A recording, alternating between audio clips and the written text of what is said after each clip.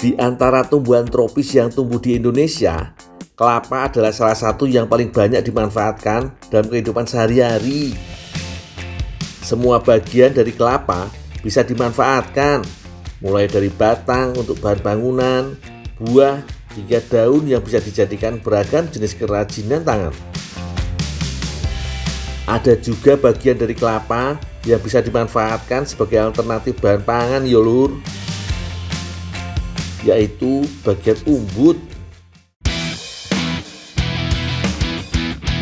Biasanya masyarakat di Kabupaten Simalungun, Sumatera Utara mengolah umbut kelapa menjadi sayur berkuah santan. Tentu saja perlu tenaga ekstra untuk menumbangkan pohon kelapa ini. Untung ada Pak Amrin yang bantu aku lur.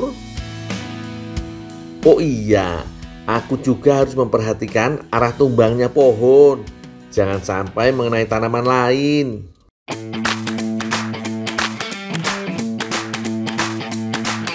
Umbut kelapa berada di paling ujung atas pohon kelapa. Letaknya terlindung oleh pelepah. Makanya supaya bisa mengambilnya, aku harus potong pelepah kelapanya satu persatu. Biasanya ada sekitar 6 pelepah yang menutupi bagian umbut kelapa. Sudah cukup iki lur.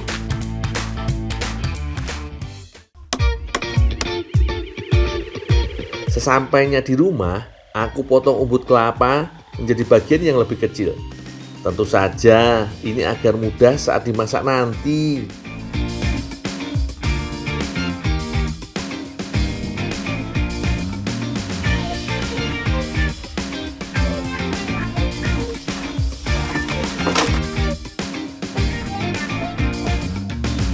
Sekarang cuci umbut kelapa untuk menghilangkan kotoran yang menempel.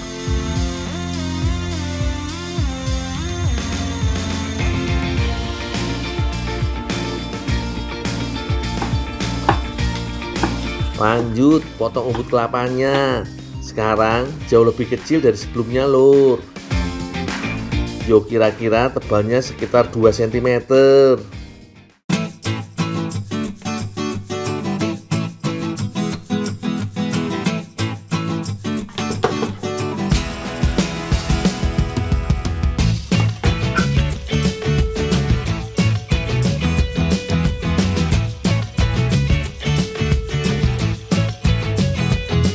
Bumbunya sedang disiapkan sama Inang Purba nih lur.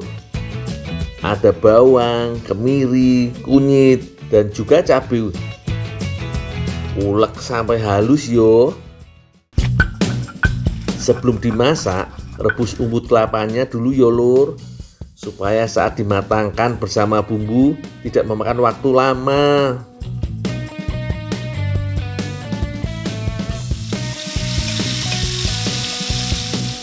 Semua bahan sudah siap. Sekarang lanjut tumis bumbu sampai harum ya lur. Setelah itu masukkan umbut kelapa yang sudah direbus. Terakhir tuang santan kelapanya. Sayur umbut kelapa berkuah santan ini dijamin gurih banget rasanya lur. Bagi masyarakat Batak Simalungun, sayur umbut kelapa ini biasa disajikan saat upacara keagamaan dan acara adat. Aku beruntung banget bisa menikmati sayur umbut kelapa khas Simalungun.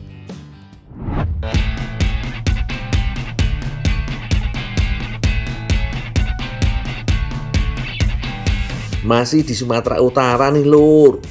Aku lagi ambil bambu untuk wadah masak makanan khas Batak Karo. Nama masakannya adalah cincang, yang biasa menjadi sajian utama dalam perayaan pesta adat.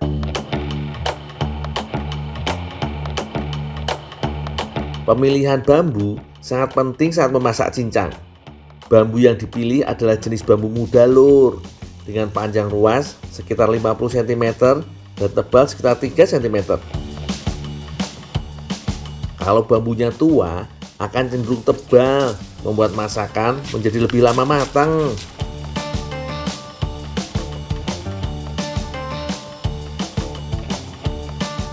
Setelah itu, kami menebang batang pisang emas, salah satu bahan untuk masakan cincang. Batang pisang emas yang masih muda sengaja dipilih karena punya rasa yang lebih manis. Oh iya, hanya bagian dalam batang pisang yang dipakai yo, karena teksturnya masih lunak. Sesampai di rumah, aku langsung cuci semua bambunya sambil disikat bagian dalamnya. Sikat juga bagian luar bambunya yo.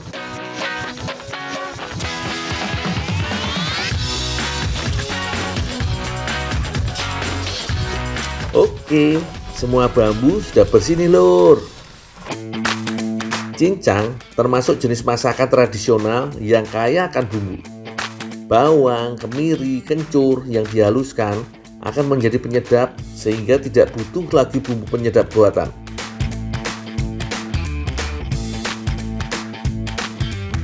Kata cincang berasal dari cara meracik bahan masakan ini, yaitu mencincang ayam atau daging serta sayuran menjadi potongan-potongan kecil. Daging ayam kampung sengaja dipilih karena mengandung sedikit lemak. Pisahkan antara daging dengan tulangnya, karena untuk masakan cincang yang digunakan hanya bagian dagingnya saja. Sekarang iris batang pisang emasnya. Uniknya, di atas irisan batang pisang akan diiringi dengan tambahan kelapa parut. Ternyata ini untuk memudahkan proses pencampuran bahan lur. Tidak hanya batang pisang, daun, ubi, serta jantung pisang juga menjadi bahan untuk masakan cincang khas Batak Karo. Campur semua bahan. Jangan lupa tambahkan garam dan cabai serta perasan buah kecombrang untuk memperkaya rasa.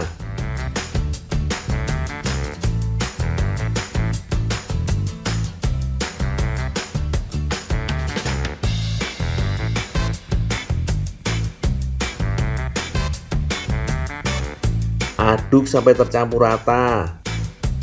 Terakhir, tinggal masukkan campuran bahan ke dalam bambu.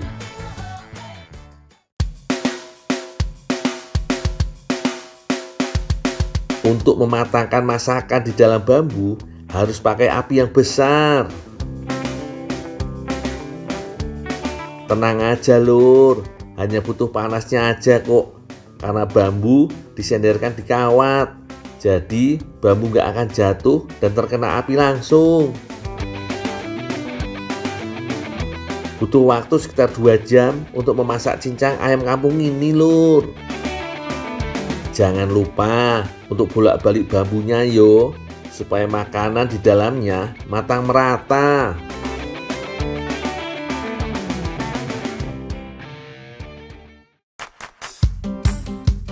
Cincang menjadi salah satu masakan tradisional Nusantara yang sangat istimewa.